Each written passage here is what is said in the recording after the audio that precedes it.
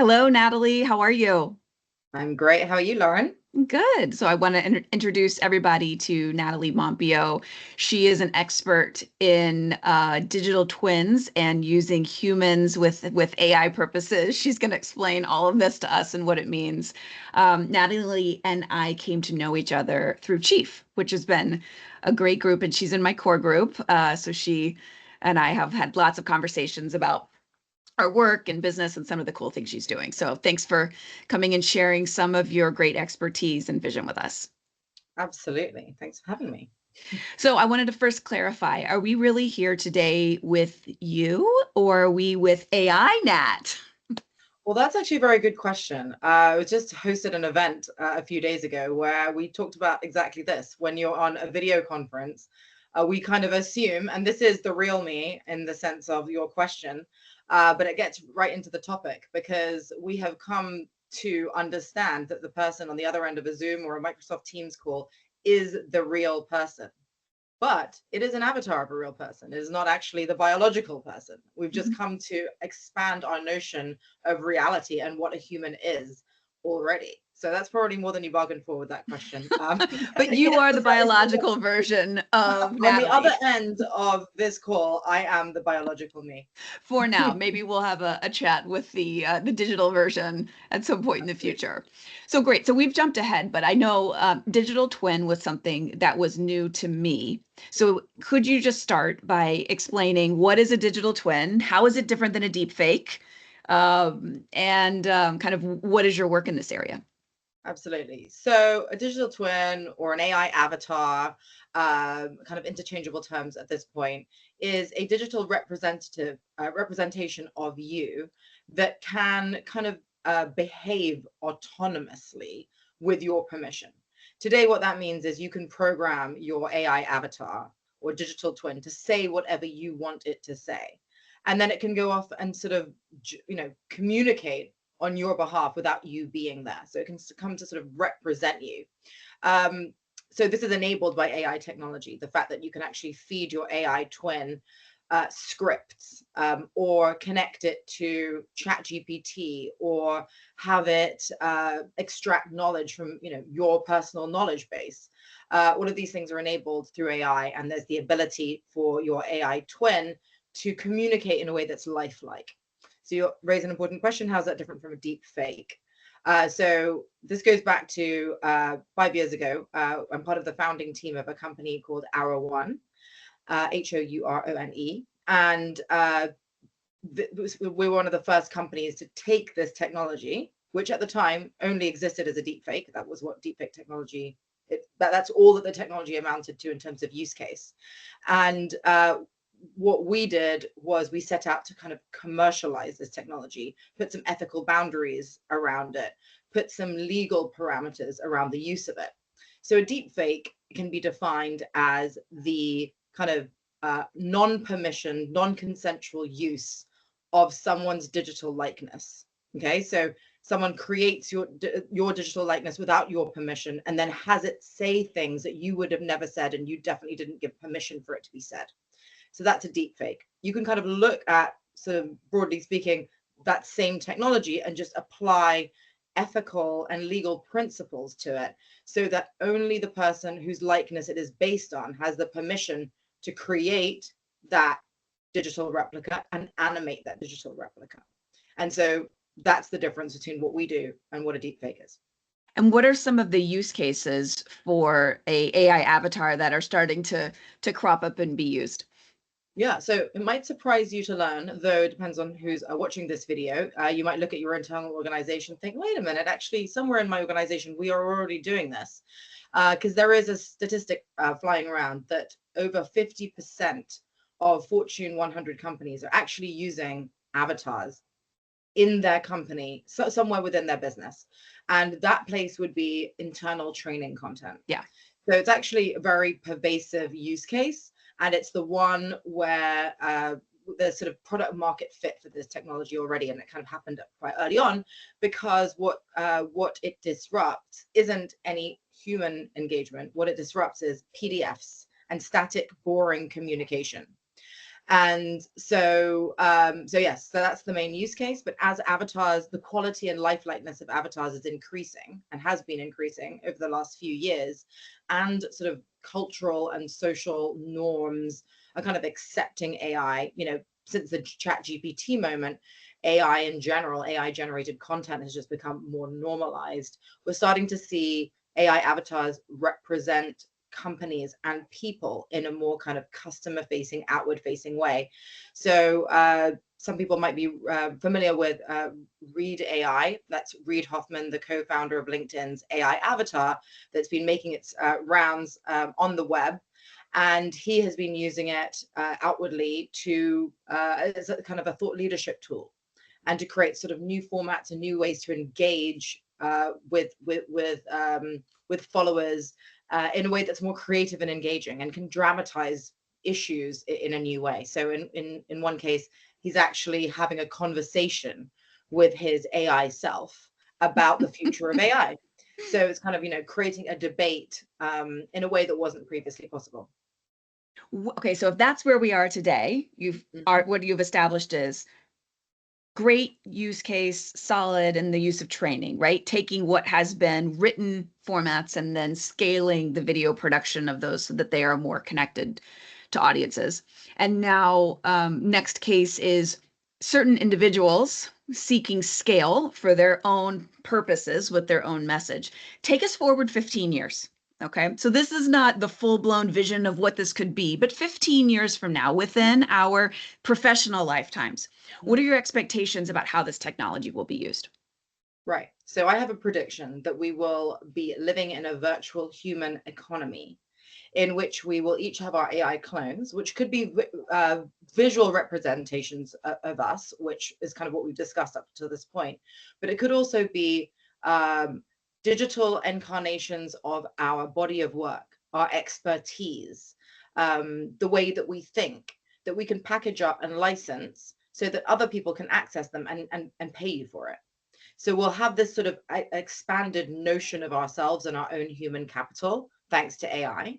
And if harnessed correctly, and I think this is really important, if everything is kind of set up and the infrastructure is correctly set up so that the human behind the AI representations are actually the beneficiaries of that AI, then we can have a sort of a new kind of expanded gig economy in which we can buy back time, that all too precious resource. So we can start making money in a way where we are not required to be there and to be doing the work in person. We can start to scale ourselves and augment ourselves in ways that can truly benefit us. So so the obvious case that comes to mind for me here is just do what Reed is doing. And in our kind of outward facing one-to-many conversations, you can imagine, yeah, sure, I feel comfortable with there being an AI Lauren, and AI Lauren is going to say these things and we have control. Are you also saying that AI Lauren could have client interaction and do the thought work that many of us are paid to do? Mm-hmm. So you mentioned one-to-many, and that's the Reed AI use case today. But you can very quickly imagine that transitioning to one-to-one. Okay, because with AI, we're able to create endless amounts of content, endless permutations.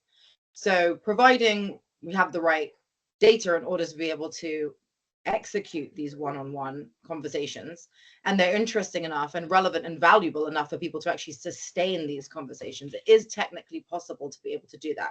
So I think the first thing will be, so one-to-many, then one-to-one, and then also agentic AI versions of ourselves that can execute on our behalf.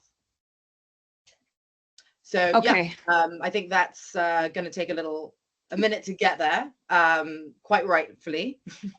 But we will be able to offload certain responsibilities to our AI selves, and we would determine the scope of those responsibilities, and they would start very small, but could increase according to how useful that is to us.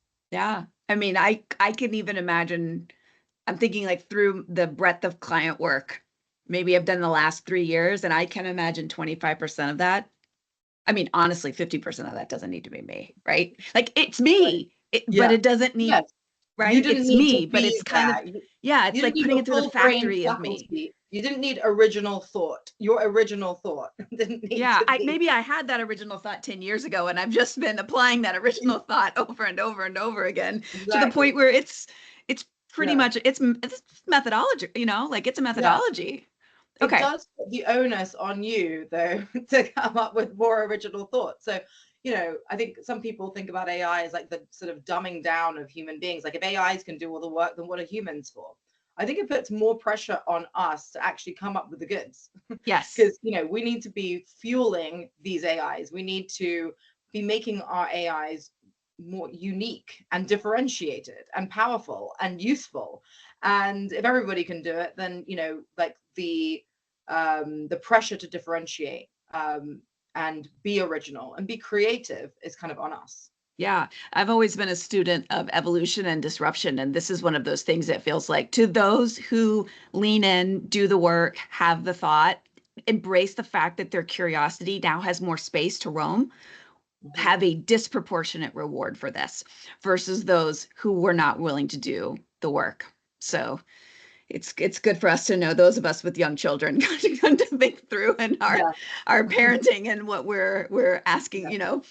Yeah. cultivating in those minds. Yes, exactly. Original thought. Hmm.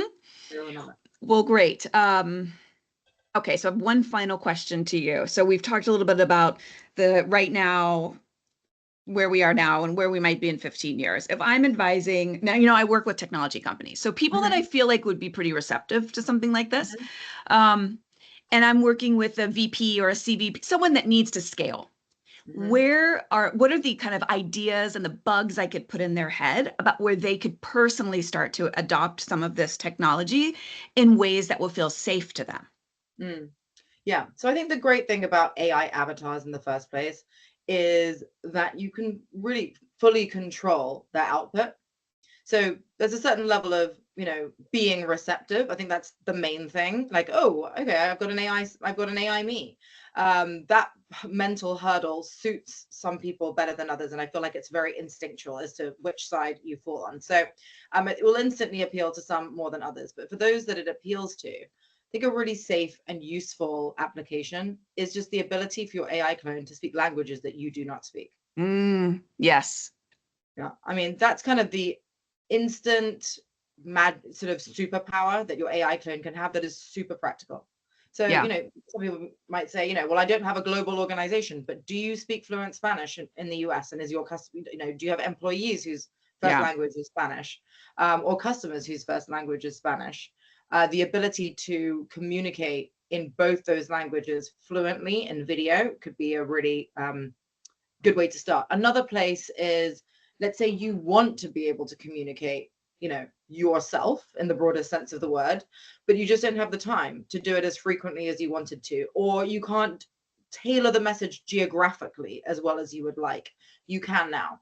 Yeah. And I think that a best practice going into this is add value. So where can you, with an AI, an AI twin, where can you add value that you weren't adding before, that you couldn't add before? Yeah. Not like, oh, you used to see me and now you're going to see my AI avatar. Yeah. That's not a good experience. It's like you didn't see me before, or you weren't getting very useful communication, but now Right. you are. Or And that this level of technology. connectivity. Well, where Mhm, I'm seeing, I work with enterprise, so it's not that sexy or cool.